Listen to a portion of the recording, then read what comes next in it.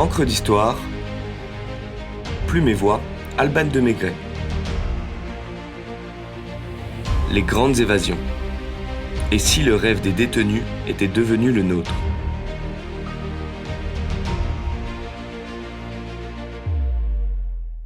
Pendant la nuit, je dormais mal. Mon projet d'évasion me trottait obstinément par la tête, fait dire Edmond About au héros de son roman Le Roi des montagnes en 1857. Quel prisonnier ne caresse-t-il pas inévitablement les désirs de recouvrer sa liberté? Quel confiné ne souhaiterait-il pas braver les lois pour retrouver sa vie d'avant? Ne nous sentons pas tous prisonniers en cette période si particulière? Le projet de se faire la belle n'est-il pas le carburant psychique de tout détenu? Fugue, petite escapade, échappatoire, honnêtement, qui n'en rêve pas aujourd'hui dans ce monde confiné, soumis au couvre-feu, captif d'un invisible virus? Qu'elles soient fictives ou réelles, les évasions nous fascinent. Qu'ils soient innocents ou les pires des crapules, les évadés forcent l'admiration et attirent la sympathie de la société. C'est un fait. Décrocher la clé des champs fait opérer des procédés ingénieux, audacieux, imprudents, romanesques, rocambolesques même. Rappelons que la liberté n'a pas de prix et que tous les coups sont permis.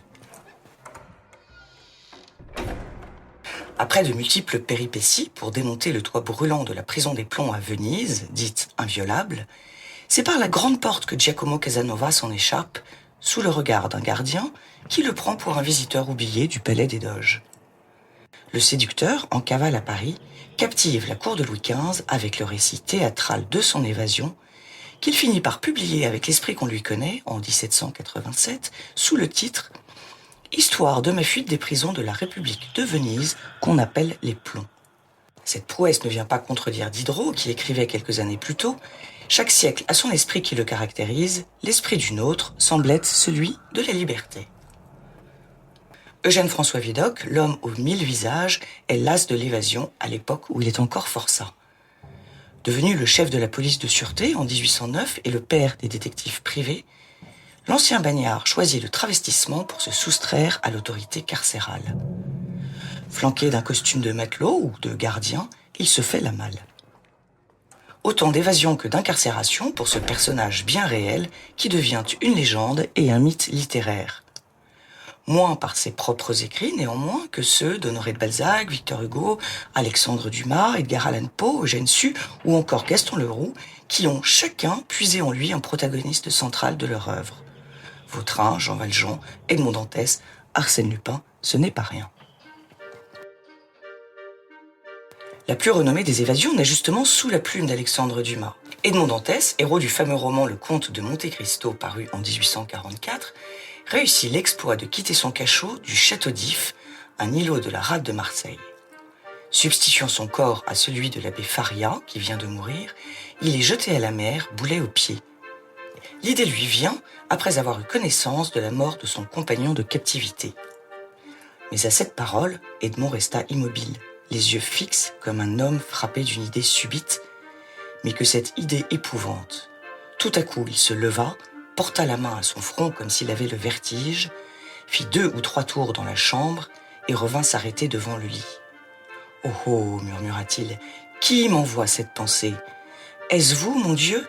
Puisqu'il n'y a que les morts qui sortent librement d'ici, prenons la place des morts. »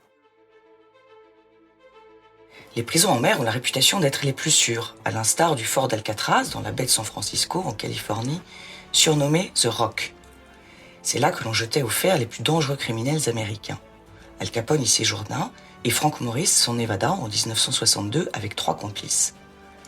A-t-il survécu à la baignade glacée, aux courants violents et aux requins? Présumé mort, son corps n'a jamais été retrouvé et personne ne sait s'il a pris la poudre d'escampette pour finir ses jours paisiblement sous le soleil. L'appel du large, sans doute. Midnight Express, le train de minuit, une expression qui signifie se faire la belle en américain. C'est le titre que choisit Alan Parker en 1978 pour illustrer au cinéma la vie d'un Américain arrêté et écroué en Turquie pour détention de stupéfiants. Dans la version cinématographique, William Hayes échappe à sa geôle à l'aide d'une barque. Henri Charrière, dit Papillon, n'y résiste pas non plus. Il s'évade à 2 reprises du bagne de Cayenne, à la nage, et rejoint la Colombie, qui le rend, puis le Venezuela en 1944, où il refait sa vie et entame ses mémoires, après avoir été touché par les romans d'Albertine Sarrazin. Cette jeune femme écrivain, écorchée vive, raconte dans L'Astragale, paru en 1965, son emprisonnement, comment elle a joué la fille de l'air et sa vie de fugitive. Repérée par Simone de Beauvoir, l'orpheline à la vie tumultueuse est récompensée d'un prix littéraire avant d'être fauchée par la mort à l'âge de 29 ans. Mais la voie d'évasion la plus répandue reste bien entendu celle du tunnel. 77 pilotes alliés détenus dans le camp de Stalag Luft 3 en Pologne tentent l'évasion du siècle.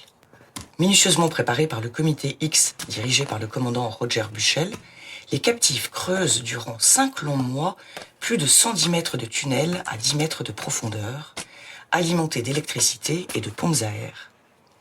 La nuit de la fugue, ils réalisent malheureusement un peu tard que le tunnel est légèrement trop court.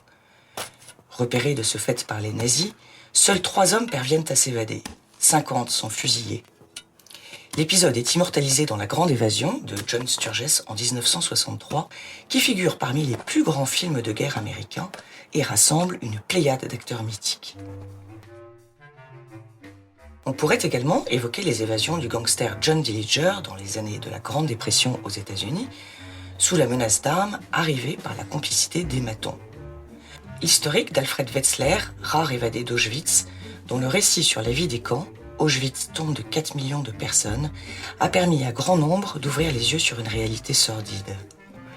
Ou celle spectaculaire du braqueur français Pascal Payet, qui se fait la malle en hélicoptère dans les années 2000. François d'Alençon, Henri de Navarre, le comte de la Valette, Mirabeau, François Bazaine, Pierre Mendès France, le général de Lattre de Tassigny, Jacques Mérine, ennemi public numéro 1 des années 70, la liste est longue et l'exploit toujours salué au-delà, parfois, des considérations morales. Aujourd'hui, le progrès technologique et les mesures fiscales font que l'on entend davantage parler d'évadés fiscaux que d'évadés de prison. C'est surtout en prison qu'on croit à ce qu'on espère, écrit Balzac à travers son célèbre personnage Vautrin dans Splendeur et misère des courtisanes. Ce qu'on espère en prison? L'échappée belle, certainement. On imagine que beaucoup de captifs croient en ce qu'ils espèrent et font leur ce couplet de Paul Éluard, extrait du poème « Liberté, j'écris ton nom » de 1942. Sur mes refuges détruits, sur mes phares écroulés, sur les murs de mon ennui, j'écris ton nom, liberté.